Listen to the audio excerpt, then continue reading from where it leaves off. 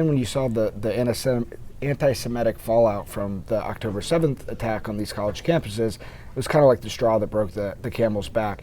And right now, Republicans don't really have the power to go after colleges and universities in the House and Senate because they don't have the majority in the Senate, and obviously President Biden's in office. Right. But if they win that trifecta, definitely expect a broadside assault against higher education from them.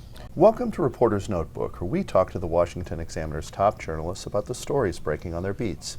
I'm Jim Antle. I'm joined today by economics reporter Zach Halaschak. Zach, you've written a piece where you talk about a reckoning that higher education could face if Republicans win in November. What do you mean by that? Yeah, so the coming elections can be big for several reasons, but one is also for higher education. The October 7th attack in Israel really highlighted a deep rift that was kind of growing some time between Republicans and higher education in colleges and universities. So basically, the piece talks about how if Republicans win this coming November, they're going to try to go after these colleges, universities, high endowments with potential excise taxes in order to kind of exact concessions. They want to kind of rein in the colleges and universities, which they think have strayed too far from their core mission of education into more ideological. Social causes yeah, and exactly. ideology. And you've already seen this kind of shift occurring in places before the October 7th attack in Florida. Governor DeSantis is curbing DEI at the university level. University of Florida just disbanded its entire DEI staff.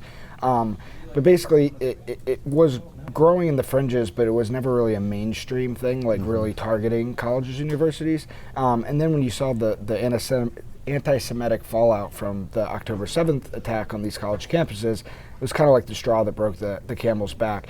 And right now, Republicans don't really have the power to go after colleges and universities in the House and Senate because they don't have the majority in the Senate, and obviously President Biden's in office. Right. But if they win that trifecta, definitely expect a broadside assault against higher education from them.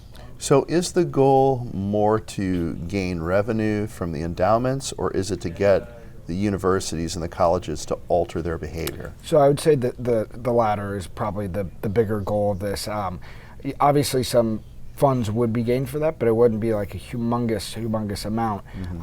Although I think Senator Cotton had a proposal to use the funds that are gained from an excise tax on these biggest universities that have these massive $1 billion+ endowments in order to fund aid to Ukraine, aid to Israel. So it'd kind of be accomplishing both of those goals with at least that specific piece of legislation. So we had big interest rate news out of the Federal Reserve. What was it and what does it mean? The big news is that nothing changed again, and this has kind of been a repeating pattern since July, when the last time the Fed raised interest rates. The Fed decided to hold rates steady again at their current level, and that's kind of a big question now for investors and for the Fed is kind of when they're going to start cutting rates. And just a few months back, we were talking about potentially having the first rate cut come this month in March at this past meeting that the Fed just held.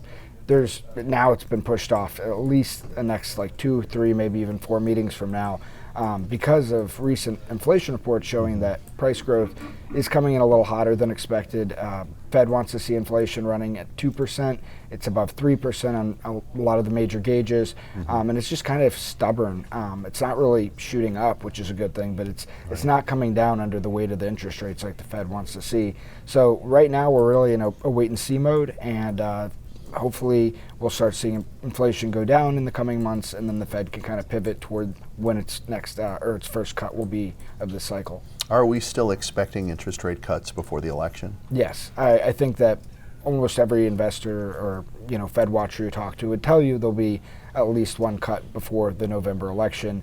The Fed also released its latest projections after this meeting, and back in December they projected about 3 rate cuts this year. It looks like they're about on track for that, although some participants are thinking it might be closer to 2 cuts this year. But I think by the time the election rolls around, it's pretty likely we'll have seen at least 1 rate cut. Thank you, Zach. Yep. You can read Zach and the rest of our policy team's coverage at washingtonexaminer.com.